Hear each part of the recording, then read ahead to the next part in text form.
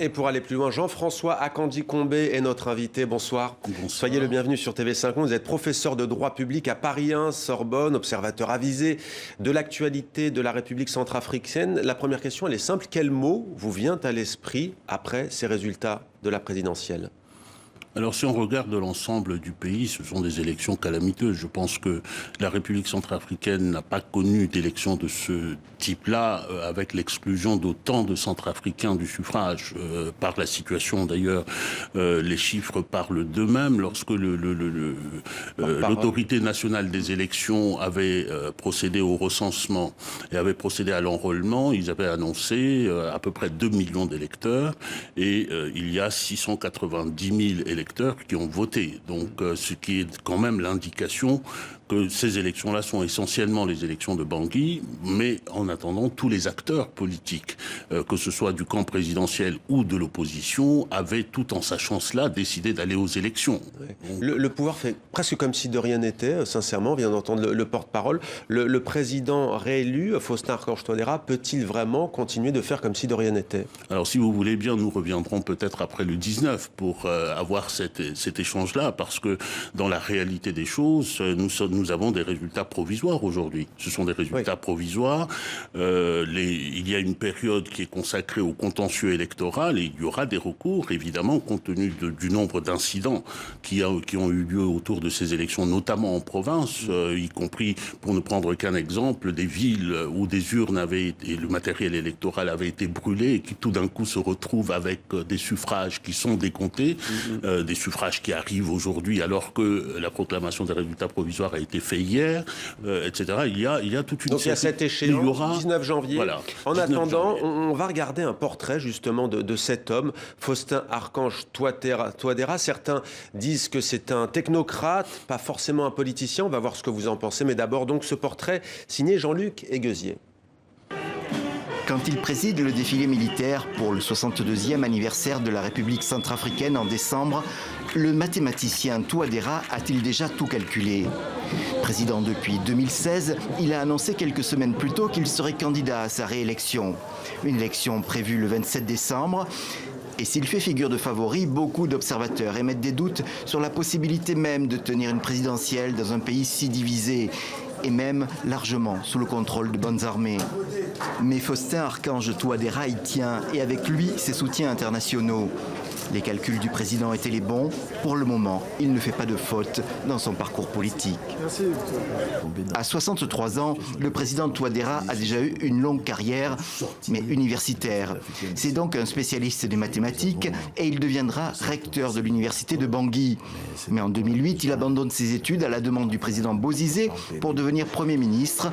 Première expérience qui dure jusqu'en 2013. Son retour date de 2015 où il se présente cette fois à la présidentielle. Il est opposé déjà à Anissé Georges Dologuélé qu'il battra au second tour. Un immense défi latent, relever un pays et une population meurtrie par la guerre civile, relever une économie totalement détruite. Ces paroles, quelques mois après, sont encore d'actualité. Il faut savoir que nous revenons de loin. Le pays que j'ai hérité, ce n'est pas un État, je l'ai dit tout à l'heure. Les fondements de l'État ne sont plus en place. Je prends par exemple le cas de nos forces de défense et de sécurité qui devraient normalement assurer la sécurité, garantir la sécurité de nos institutions.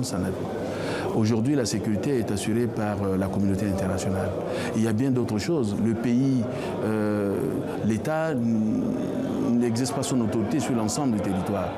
4 ans après, il ne l'exerce toujours pas. Ses opposants ont dénoncé un mauvais bilan, mais il faut croire que les Centrafricains, tout du moins ceux qui ont pu voter, ont préféré la stabilité. Notre invité, Jean-François Akandji-Combé, un mot sur le personnage, donc.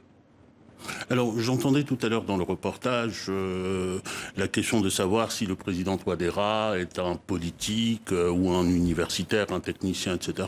Je pense que tous ces qualificatifs-là, moi, je n'en emploierai aucun. Dès lors qu'un Centrafricain a été choisi par les Centrafricains, il bénéficie de la confiance et il exerce les fonctions. Et ce que je retiens simplement, c'est qu'il y a, en termes de contexte, un contexte très différent entre la première élection du président François Touadéra et ces élections-ci qui n'ont pas encore donné leurs résultats et dont la Cour constitutionnelle prononcera les résultats. Parce que en 2015-2016, le président Touadéra était arrivé dans un contexte avec un véritable enthousiasme sur l'ensemble du territoire pour pouvoir sortir le pays de la crise. Il parlait aux Centrafricaines et aux Centrafricains. Parlait aux Centrafricains, aux Centrafricains. Ensuite, il a fait un pari qui était celui de la paix des cœurs. Il a signé des accords avec les groupes armés. Ces accords, ce sont ces accords qui ont explosé. Là. Avec la prise notamment de la ville de Bangassou, 750 km de la capitale, on est près de la République démocratique du Congo. Est-ce que cette situation, cette détérioration vous inquiète ? La situation inquiète tous les Centrafricains. La situation sécuritaire inquiète tous les Centrafricains parce qu'il y a un regain non seulement de tension mais de combat. L'accord qui avait été présenté comme la porte de sortie de la crise est un accord qui est mort aujourd'hui et on se demande comment la sécurité va pouvoir revenir et donc la sérénité pour les Centrafricains. Et donc on ne peut pas être serein dans ces conditions. D'autant plus qu'on entend parler de coup d'État. Il y a en tout cas une enquête ouverte contre François Bozizé, l'ex-président, pour rébellion. Il est accusé par le pouvoir d'avoir justement mené une tentative de coup d'État.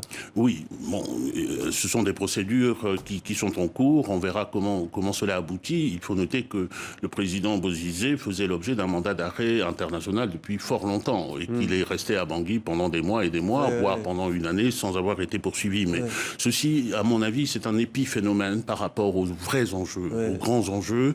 Nous attendrons de voir ce que la Cour constitutionnelle va dire, parce que nous sommes dans un contexte où l'autorité nationale des élections a déjà montré qu'elle ne prenait pas ses responsabilités de filtre ou de contrôle.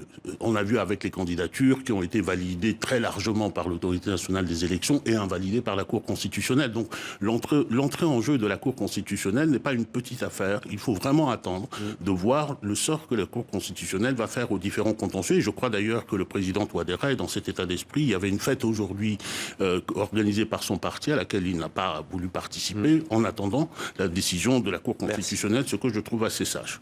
Merci beaucoup d'avoir répondu à nos questions, Jean-François Akanji Combé. Merci beaucoup. C'est moi qui vous remercie.